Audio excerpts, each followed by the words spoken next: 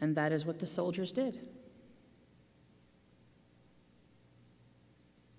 Meanwhile, standing near the cross of Jesus were his mother and his mother's sister, Mary, the wife of Clopas, and Mary Magdalene.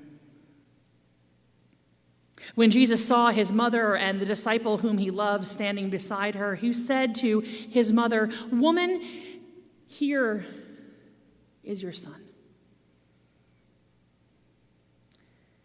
Then he said to the disciple, "Here is your mother." And from that hour, the disciple took her into his own home. All of these, my friends, is the word of the Lord.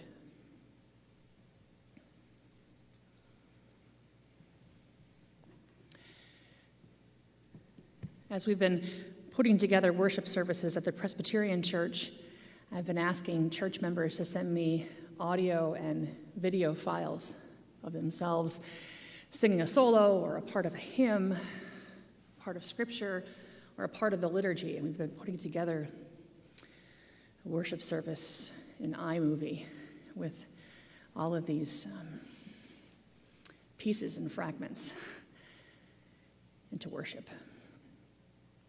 And when I was discussing the Good Friday service, the service that we'll have later on this evening at 7 p.m., one of my church members texted back and said, "Really?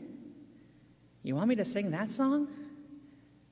Are we really going to go into the deep dark this year with everything that's going on, Pastor? Don't you think that's going to depress some people? We're already really depressed."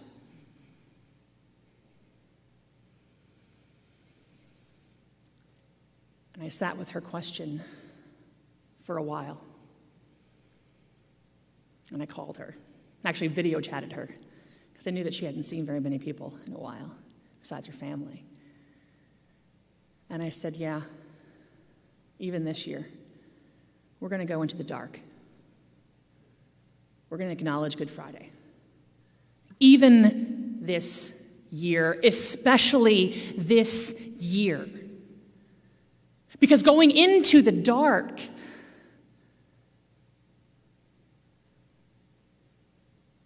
will remind us just who is in the dark with us.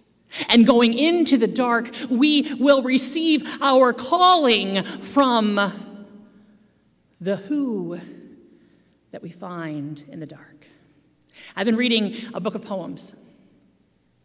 It's, here I am at St. Paul Lutheran, written by a man who's beloved by many Lutherans. It's actually not written, but put together by Garrison Keillor. Good poems for hard times. I recommend it, and I recommend poetry at this time. I feel like it's something that is good for the soul. And there's this one poem by Phoebe Hansen where she explains moving to a small town in western Minnesota, or a small town from western Minnesota to St. Paul. So I'm really getting my Lutheran on. Minnesota is where she's living. And she talks about her experience of being in a new town, and she meets a boy. She's a teenager, and they're on a date. And she says, "I had no idea where we were going until we got off and were standing in front of a movie marquee, and I said, 'I can't go in. You know my father doesn't let me go to movies. It's a sin.' But he gently guided me with his seductive hands, saying, 'Just come into the lobby to talk. And there below the sign, Somewhere I'll Find You,' starring Clark Gable, and that's the name of the poem, Somewhere I'll Find You, and Lana Turner.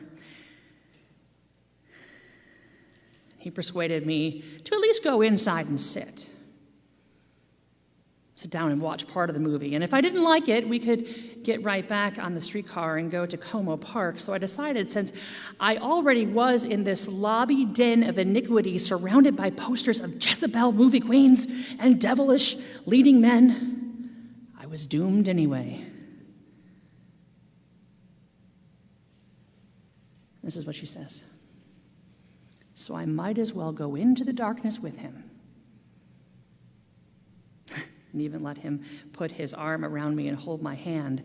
And that's the way it's been ever since.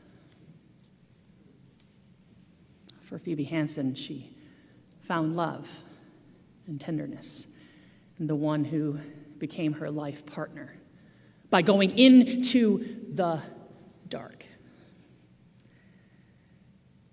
In the probably now overly played Disney movie, Frozen 2, now that it's free on almost every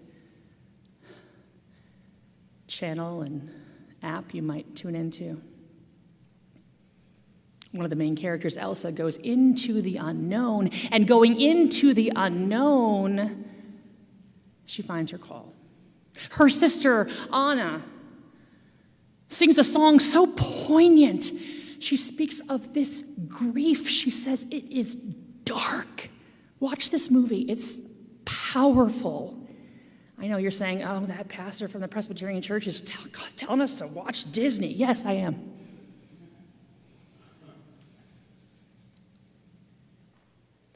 She says, this grief, it is dark. It is cold.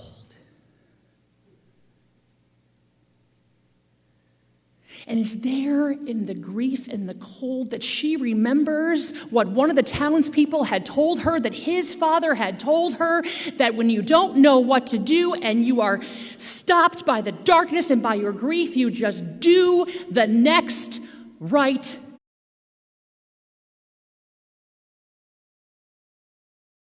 thing. And if I were to rewrite Frozen 2 just for the Christian community and just for this holy weekend, I would have her remember what maybe a townsperson had told her, that somebody had told her, what Dietrich Bonhoeffer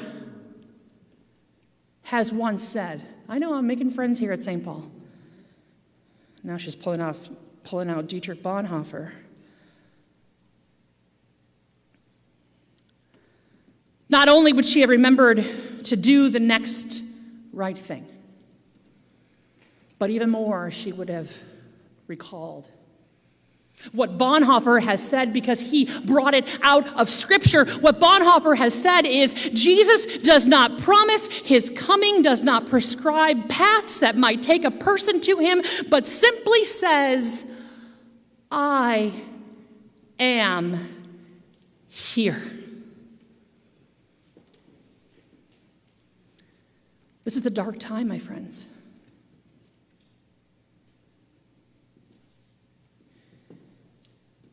Waking up and reading the numbers, the new numbers of the death toll, and imagining grandchildren and spouses and friends and neighbors who are now grieving.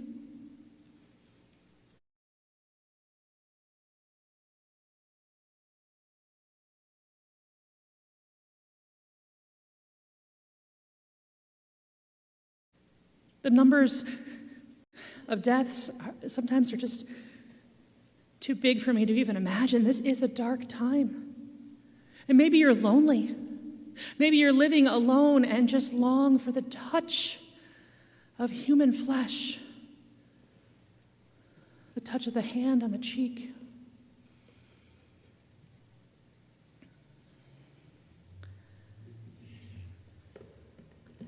This is a dark time. Perhaps you're quarantining at home where you might feel unsafe or unwell. And this is the exact time